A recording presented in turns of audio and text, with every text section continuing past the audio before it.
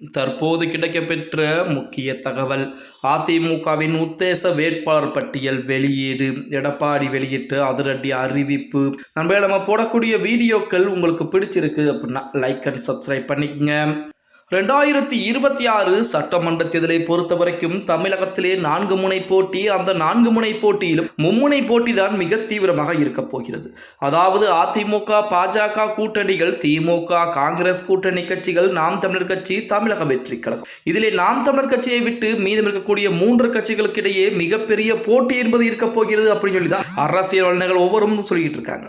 இப்படிப்பட்ட ஒரு சூழலில் அதிமுகவை பொறுத்த வரைக்கும் திமுகவை விட முன்னாடி ஒரு படி முன்கூட்டியே சென்று கொண்டிருக்கிறார்கள் அப்படின்னே கூட சொல்லலாம். அதன் அடிப்படையில் தான் 10 தேர்தல் வாக்குறுதிகளை கொடுத்திருக்கிறார் எடப்பாடி பழனிசாமி. நாளைய தினம் முதல் கட்ட வேட்பாளர் பட்டியலையும் அறிவிக்க இருக்கிறார். இப்படிப்பட்ட ஒரு சூழலில் ஒரு 41 தொகுதிகளுக்கான உத்தேச வேட்பாளர் பட்டியல் என்பது வெளியாகி இருக்கிறது. மொத்தமாக அதிமுகவை பொறுத்த வரைக்கும் இந்த தேர்தலிலே 164 தொகுதிகளில் களம் காண இருக்கிறார்கள். அதிலே 41 தொகுதிகளுக்குரிய வேட்பாளர் பட்டியல் என்பது வெளியாகி இருக்கிறது.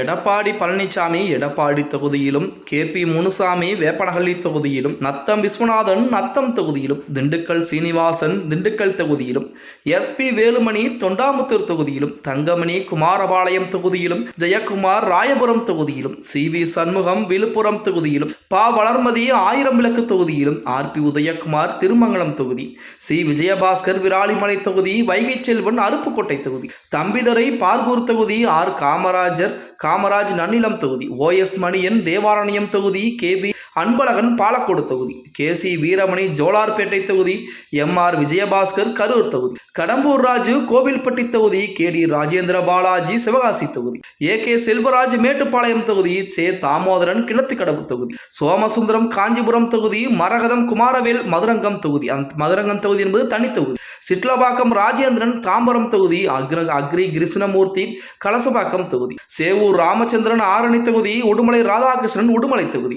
B பாலகிருஷ்ண ரெட்டி ஒசூர் தொகுதி, KC கருப்பண்ணன் பவானி தொகுதி, BR செந்தில்நாதன் சிவகங்கை தொகுதி, வலஜாபாத் கணேசன் உத்தரமேரூர் தொகுதி, மணந்தபுரம் K பழனி சீப்பதம்பூர் தொகுதி. இந்த சீப்பதம்பூர் தொகுதியும் தனி தொகுதியாக வருகிறது. சோழிங்கநல்லூர் KP கந்தன் பார்த்தீங்கன்னா சோழிங்கநல்லூர் தொகுதியில் போட்டியிருக்கிறார். RK ரவிச்சந்திரன் சாத்தூர் தொகுதி, S அப்துல் ரஹீம் ஆவடி தொகுதி, VN ரவி விருகம்பாக்கம் தொகுதி, R வரதராஜ் விருதுநகர் தொகுதி, SRK அப்போர்கள் காட்பாடி தொகுதி, K செந்தில்குமார் வாணியம்பாடி தொகுதி, டாக்டர் திருப்பதி திருப்பத்தூர் தொகுதி என மொத்தம் 41 நபர்களுக்குரிய உத்தேச வேட்பாளர் பட்டியல் என்பது அதிமுகவின் சார்பாக வெளியிடப்பட்டிருக்கிறது.